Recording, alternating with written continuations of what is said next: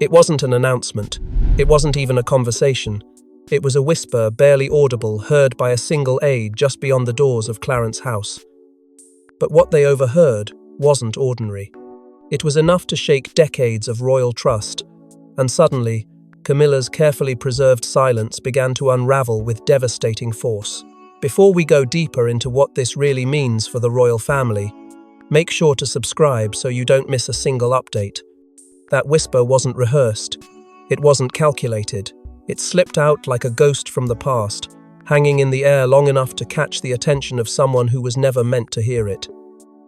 "It's the one thing I never told him," Camilla said, her voice low, steady, almost regretful. Those words didn't just echo, they detonated. Inside Clarence House, the mood shifted. Conversations became hushed. Eyes avoided contact. Something had cracked beneath the polished veneer of royal decorum, and staff who had once felt secure now whispered among themselves, wondering what storm was about to be unleashed. Within hours, the rumor mill ignited. Aides speculated that Camilla was preparing a confession, one that might not only shake her marriage, but also shatter the foundation of trust she had so meticulously built over decades. Some believed it was political. Others insisted it was personal. But the common thread in every version of the story was this: whatever Camilla had hidden, it wasn't small. Charles, once known for his composure, began showing signs of unease.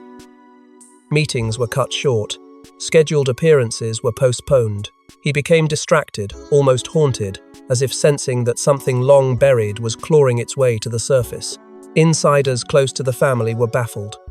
For years, Camilla had played her role with precision, graceful, composed, untouchable. But this wasn't the behavior of a woman holding her ground.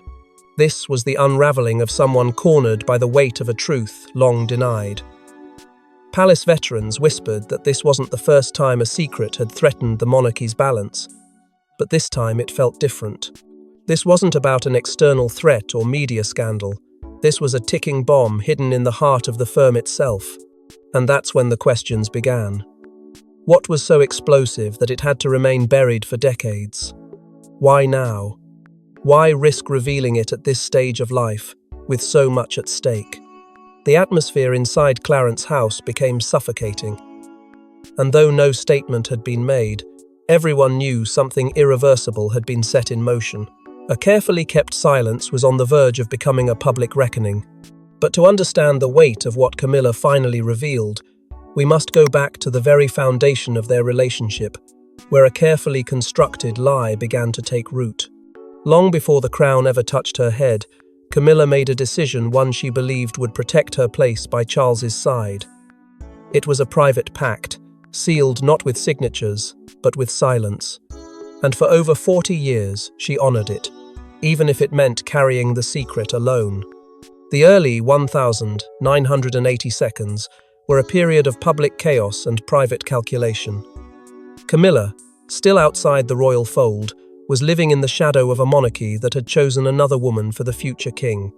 But behind the headlines and the photo ops, a quieter storm was unfolding, one that no paparazzi ever captured.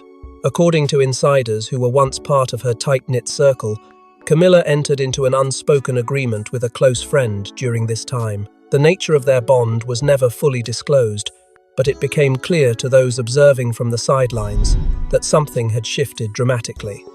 One day, that friend simply disappeared from view, no statements, no farewells, just gone. And Camilla, once warm and approachable in private company, grew guarded and withdrawn. Those who remained close noticed the change but never received an explanation. Even years later, when pressed, Camilla would only say, "It was the right thing to do." That phrase became her shield, a rehearsed line used to deflect curiosity without ever acknowledging the cost. And yet the emotional toll was impossible to ignore. Her relationship with Charles during this time was complicated, punctuated by passion, frustration, and political restraint. But through it all, Camilla held firm to the belief that protecting the truth was the only way to preserve her future, even if that meant burying part of her past. What made the pact more haunting was how convincingly she concealed it. Not even Charles, a man renowned for his sensitivity and introspection, seemed to suspect that the woman he trusted had once made a decision that could tear their foundation apart. And so, she built her life atop a secret layer by layer, event by event, as if time could somehow soften the edges of what she'd done. But it didn't. The silence never became peace. Instead, it calcified into something more dangerous. A permanent fracture buried beneath a facade of royal perfection. Inside the palace, no one asked. Perhaps they assumed that Camilla's private sorrows were behind her. Perhaps they didn't care to look closer. Or perhaps Camilla had become too skilled at compartmentalizing the past. Either way, the pact she made continued to follow her like a shadow. In moments of celebration, it lingered. In times of stress, it surged to the surface. And still, she said nothing, because to break that silence would mean risking not just her title, but the very identity she had fought decades to secure. But as the years passed, and Charles grew more devoted, the secret didn't fade, it festered. And Camilla knew that the longer she held it, the more devastating the fallout would become. Charles thought he knew everything. Every wound, every shadow. He believed their love had survived the fire because it had been forged in truth. But what he didn't see, what he never questioned, was the one thing Camilla needed him never to ask. For decades, Charles leaned on Camilla not only as a partner, but as a constant in a world that shifted beneath his feet. After Diana's death, when public opinion teetered and the palace's image was under siege, it was Camilla who grounded him. She was calm when he was overwhelmed, unwavering when others crumbled. To the public, she might have been controversial, but in Charles's private life, she was the one unwavering truth. He called her his anchor, his confidant, his truth-teller. And that's what made the secret so potent, because it lived in direct contradiction to everything she had become in his eyes.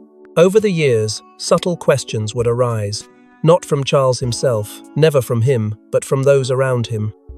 Palace aides occasionally flagged odd silences, the evasive answers Camilla gave when old friends resurfaced in conversation.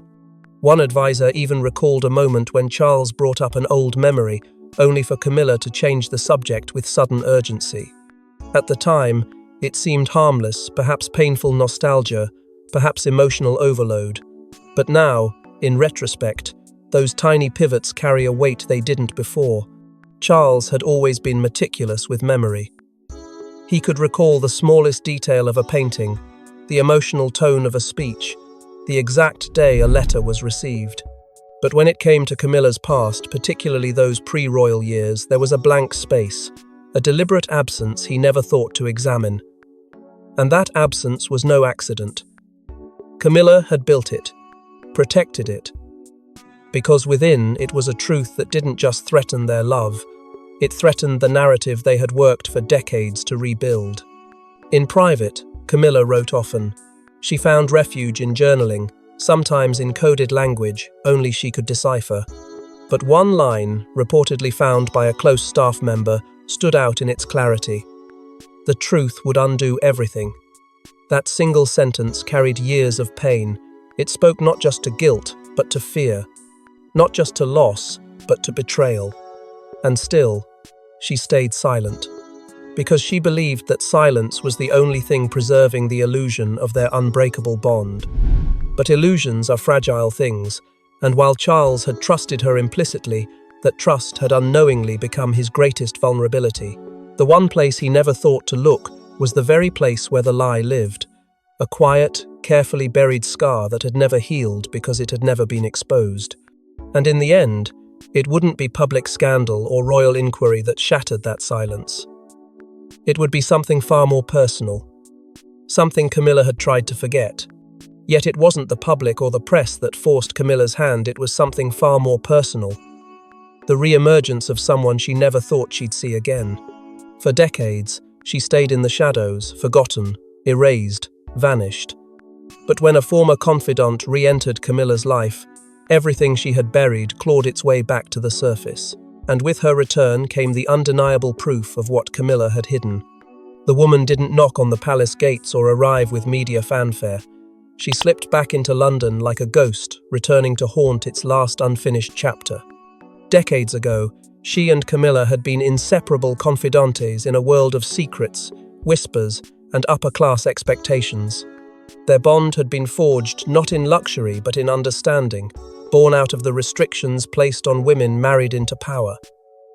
She knew Camilla before titles, before scrutiny, before everything had to be rewritten, and that's exactly what made her return so dangerous. This wasn't just a friend from the past. This was the keeper of a truth that Camilla had long believed destroyed. She carried letters, real ones. Not copies, not fragments.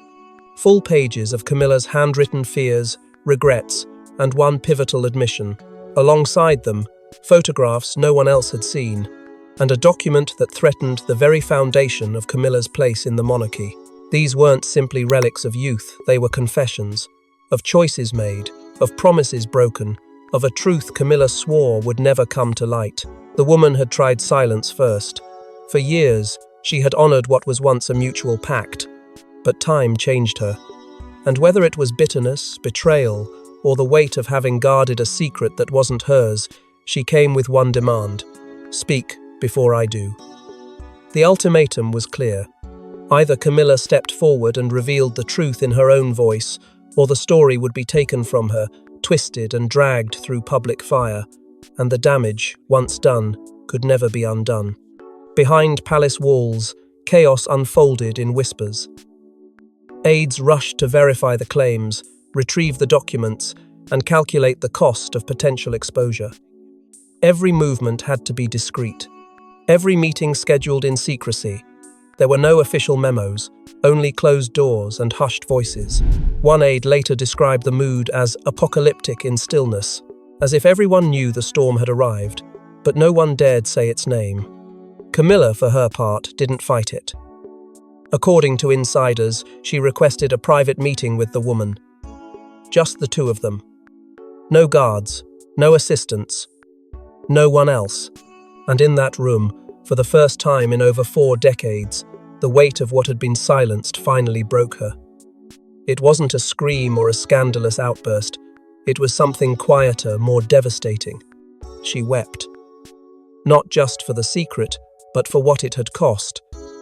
And for the terrifying truth that now there was no running left to do.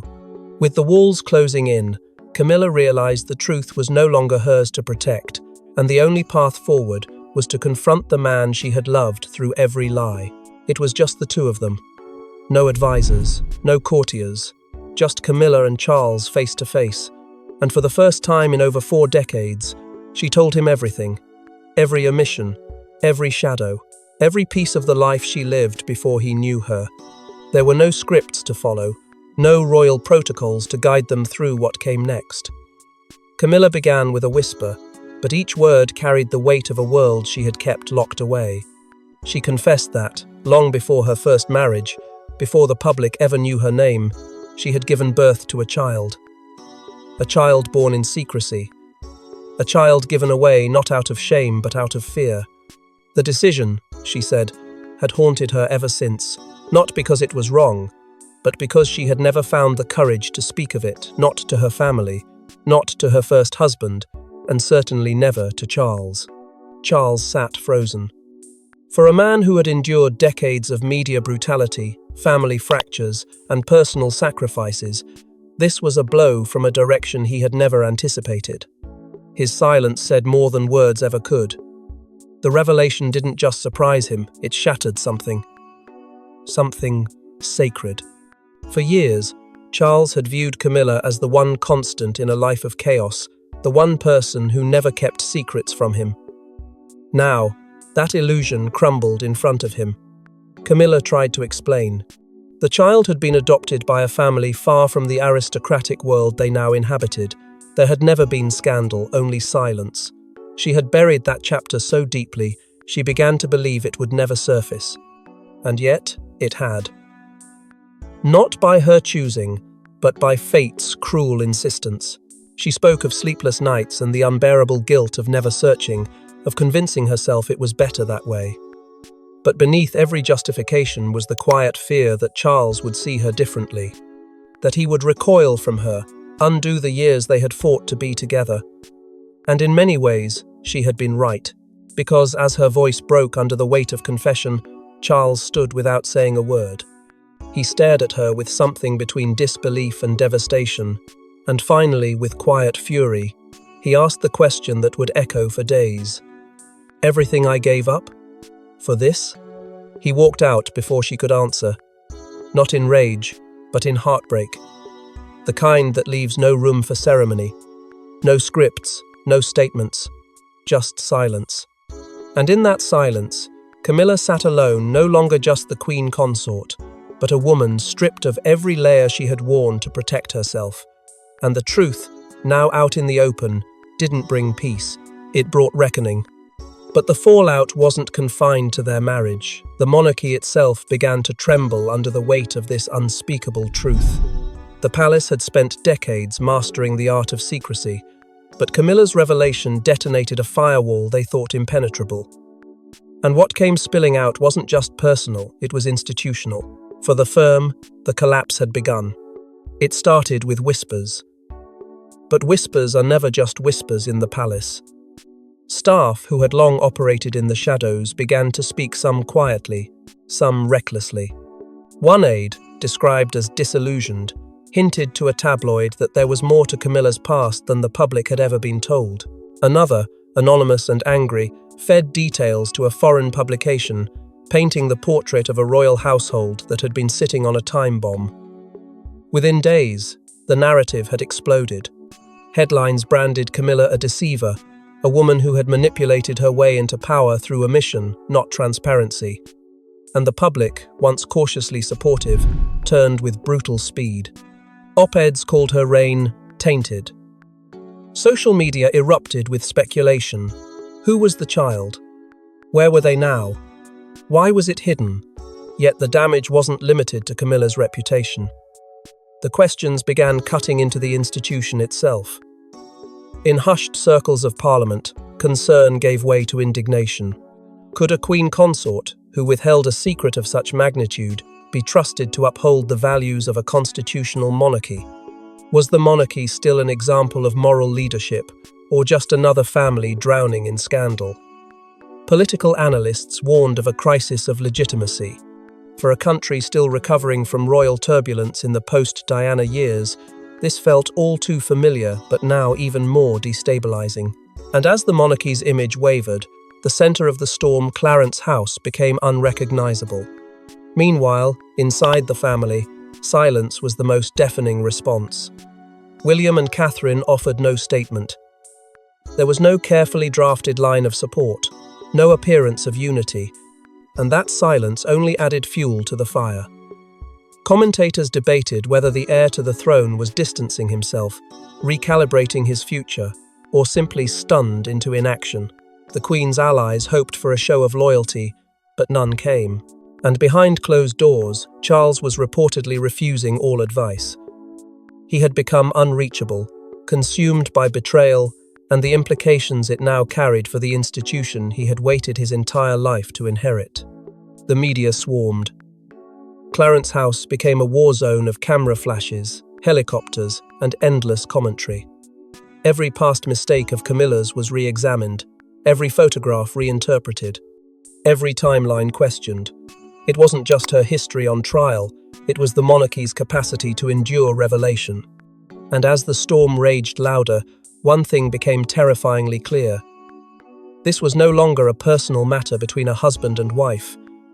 This was the monarchy's reckoning with the truth, and the longer they refused to answer, the more dangerous the questions became. But as the monarchy reeled from the impact, another voice, one Charles never expected, rose from the shadows to speak. He didn't want attention, he didn't want a throne. But after a lifetime of silence, the one person Camilla had hidden finally spoke, and his words didn't just change the narrative, they shattered it. The statement arrived not with pomp, nor through palace protocol, but via a quiet intermediary, a lawyer unaffiliated with the royal household, a name most in the press had never heard before. And yet, the contents of the letter it carried would echo louder than any royal decree. The man at the center of the storm, The alleged child Camilla had given up decades ago chose his words carefully. There was no anger, no demand for acknowledgement, no pursuit of bloodlines or crowns, only clarity. He confirmed what the world had been speculating with fevered breath. Yes, he was born before Camilla's first marriage. Yes, he had been raised by another family. And yes, Camilla had made the agonizing choice to let him go, not out of shame, but out of fear. Fear of what the truth would do. To her, to him, to the man she would one day love as king. He spoke of pain not from abandonment, but from invisibility. Yet, despite the decades of silence, he held no bitterness toward Charles. In fact, he wrote that he respected the king and wished him peace. It was not an inheritance he was after, it was acknowledgement, not for the public, for himself. In that moment, the scandal lost its venom. The man's humility, his restraint, struck a chord that no royal statement could match. He had no title, no ambition, but his voice was the one thing that felt pure in the chaos. It was deeply human, and the public, who just days ago had been baying for disgrace, paused. They saw not just a headline, but a child who had grown into a man without a name, now standing in quiet truth. Opinion pieces began to change tone.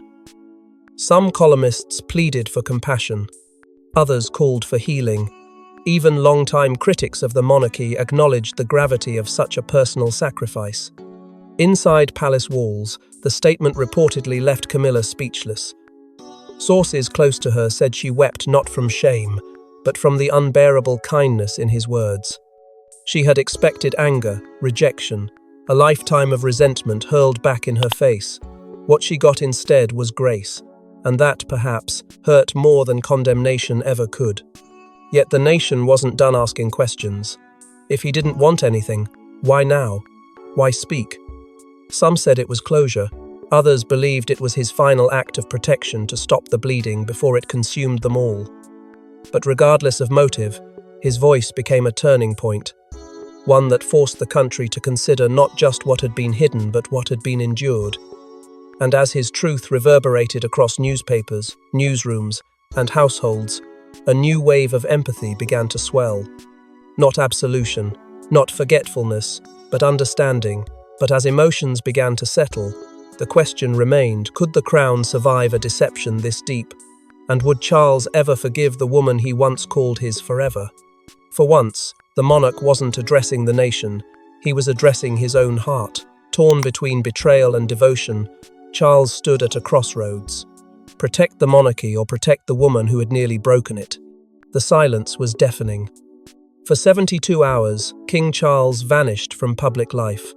No press briefings, no royal engagements, no waving from polished black cars. Within the palace walls, the usual orchestration of duty paused, replaced by a haunting stillness. The man who had endured wars of public opinion, who had withstood decades of scrutiny, now faced a battle unlike any other. And this time, it wasn't about image, it was about identity. His own. Those closest to him were summoned quietly. William, stoic and silent. Anne, visibly guarded. And his most trusted private secretary, who had seen the king in triumph and in torment. But no counsel could untangle what Charles alone had to reckon with. The woman he'd sacrificed everything to be with had kept a part of herself hidden. Not from the world, from him. And that betrayal didn't just sting, it bled. Sources whispered of long walks alone through the private gardens, of unread speeches torn and rewritten in anguish, of hours where Charles simply sat, pen in hand, paper before him, trying to articulate what had just happened. He had once called Camilla his truth, his safe harbour, when the rest of the world turned into a storm. But now, he was left drifting, uncertain whether the past they had shared was real or just convenient. A lie, cleverly folded into affection. One aide reportedly found a handwritten note tucked beneath his blotter, scrawled in Charles's own uneven hand. It read, "Loyalty is love's cruelest test." It wasn't addressed to anyone. It didn't need to be. The meaning was devastatingly clear. His entire reign, fragile and new, was now shadowed by the echo of a woman's past, and worse, by the realization that he had never truly asked her to share it. The memories of Diana haunted him. The interviews, the silence, the cracks behind the smiles. He had once watched a woman crumble under the weight of an institution that never let her speak her truth. And now, he was watching the reverse watching as another woman shattered the institution itself by finally speaking hers. The irony was not lost on him. The tragedy was unbearable. Ultimately, Charles made a decision. Not out of strategy, but out of something deeper. He returned to Camilla, not with forgiveness, not with fury, with something colder, resignation. They would stand side by side, as they always had. But the bond between them had changed. It hadn't snapped. It had splintered. And splinters never truly heal. They bury themselves deep, surfacing only when the skin tries to move on. The public wouldn't see this fracture, not at first. They would see a united front, the king and queen, unbowed. But within the marble corridors of Clarence House, nothing would feel whole again. The trust that once defined them had eroded, replaced by a quiet understanding that some wounds don't close, they calcify. They become part of the foundation. And in the silence that followed, one truth remained undeniable at 74. Camilla had finally freed herself, but at what cost? The crowns remained on their heads. The ceremonies went on. The monarchy stood not as a fairy tale, but as a mirror of pain, redemption, and choices that can no longer be buried. The aftermath was not marked by silence, but by recalibration. The palace machine, once known for its stiff upper lip and careful denial, did something no one saw coming. It adapted. Within days, press briefings began to shift. Language softened. Narratives changed. Suddenly, the royal family was no longer a symbol of unshakable perfection. It was a portrait of human fallibility. The strategy was clear, not to erase the wound, but to show that it had been felt. The message was subtle, but powerful. The crown bleeds too. Camilla's reappearance was not triumphant. It was disarmingly raw. No tiaras, no brooches, no jewels, just her, walking with composure, yes, but stripped of armor. There were no speeches, no explanations. Just a woman re-entering the public eye, having shared her most painful secret with the world. And that visual alone told a story more powerful than any press release ever could. It was not an appeal for sympathy. It was an act of quiet accountability. Charles, ever the measured monarch, delivered a speech days later at a veterans' memorial. On paper, it had nothing to do with the storm around him. But midway through, he paused and veered. "There is dignity," he said slowly, "in forgiveness, especially in the face of sorrow." The words lingered. No names, no confirmations, but the intention was unmistakable. He wasn't just addressing the nation. He was addressing the wound still fresh in his own heart. And then, something unexpected happened. Polls began to shift, slowly, then steadily. For every critic who cried betrayal, there were two who said, "We understand." The monarchy had been for decades a wall. Now it was becoming a window. Imperfection, it turned out, was more relatable than spotless tradition. Camilla, who had once been the villain in another woman's story, was now being reimagined as something else entirely. Flawed, yes, but real. In the middle of this emotional turning point stood William and Catherine. They hadn't said a word, but their presence became the monarchy's most powerful currency. Every appearance was measured, every smile deliberate. And yet, in their silence, they spoke volumes. They represented not judgment, but endurance, not approval, but continuity. They were the heirs of a fractured dynasty trying to write a different legacy, and people were watching. As for Camilla, her retreat was quiet, but it wasn't forced. Sources close to the family claimed it was her decision, that she wished to step back, not to hide, but to reflect. Royal duties were reassigned, appearances reduced, and for the first time, The woman who had fought her way into the heart of the monarchy was now choosing to disappear from its center. Not out of defeat, but perhaps out of liberation. And so, the story didn't end with exile or scandal. It ended with recognition that behind every royal title is a human life, complicated, scarred, and yes, capable of love and of hurt. The crown endured, but its shine had changed, no longer blinding, just visible. And maybe, just maybe, that was enough. Thanks for watching. Don't forget to like and subscribe, and we will see you in the next one.